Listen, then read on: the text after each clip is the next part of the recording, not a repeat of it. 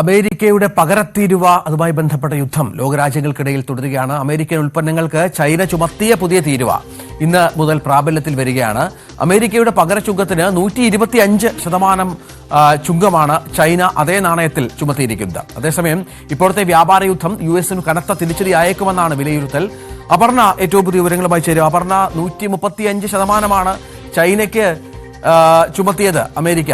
ഇപ്പോൾ പകരം അമേരിക്കയ്ക്ക് ഉള്ള പണി ചൈനയുടെ ഭാഗത്തു നിന്നുണ്ടാകുന്നു. കഴിഞ്ഞ ദിവസമൊക്കെ ബോണ്ടുമായി ബന്ധപ്പെട്ട അമേരിക്കയിൽ വലിയ ആശങ്കകൾ ഉണ്ടായ പശ്ചാത്തലത്തിലാണ് മറ്റു രാജ്യങ്ങൾക്കുള്ള ചുങ്കങ്ങൾ അമേരിക്ക പിൻവലിച്ചത് എന്നാണ് നമുക്ക് ലഭിക്കുന്ന വിവരം. ഇപ്പോൾ ചൈനയോടുള്ള പോരാണോ തുടരുന്നത്?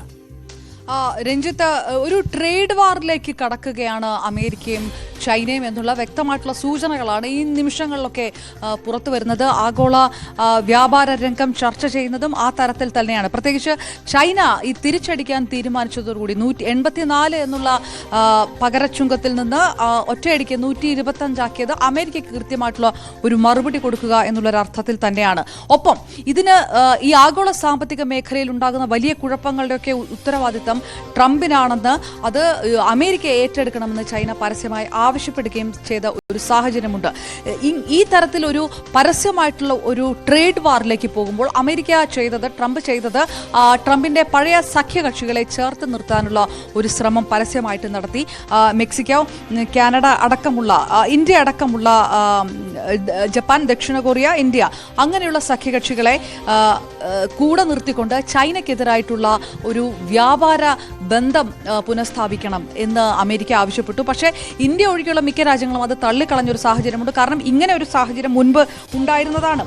ആ സമയത്ത് ചൈന 2017 ഇത്തരം ഒരു സഖ്യമുണ്ടാകാനുള്ള ഒരു നീക്കം നടന്നതാണ്. അന്ന് മെക്സിക്കോയും കാനഡയും ജപ്പാനും ഓസ്ട്രേലിയയും ഒക്കെ ഇതൊരു ട്രാൻസ് പസഫിക് ഒരു പങ്കാളിത്തം ഉണ്ടാക്കിയതാണ് ചൈനയ്ക്കെതിരെ. അന്ന് ഈ കരാറിൽ നിന്ന് പിന്മാറിയത് അന്നത്തെ US പ്രസിഡന്റ് ആയിരുന്ന ഇതേ ഡൊണാൾഡ് ട്രംപ് തന്നെയാണ്. അങ്ങനെ ആ വഴി അന്ന് ട്രംപ് അടച്ചതുകൊണ്ട് ഇത്തവണ ട്രംപിന്റെ ഈ സഖ്യ വാഗ്ദാനം ഏതാണ്ട് പരിപൂർണമായിട്ട് മറ്റ് സഖ്യകക്ഷികൾ തള്ളിയ ഒരു സാഹചര്യമുണ്ട്.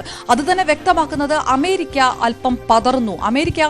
ട്രംപ് പ്രകടമാക്കിയത്